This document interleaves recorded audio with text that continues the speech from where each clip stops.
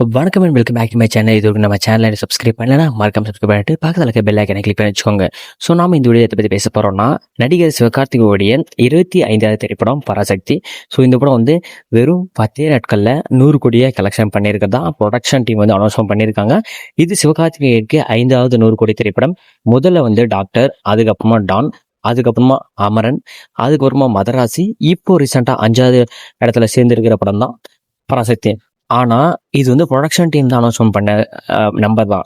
நேற்று வரைக்கும் 80 கோடி தான் கலெக்ஷன் பண்ணியிருக்குதா ட்ராக்கர்ஸ் போட்டு அறிவிச்சிருந்தாங்க.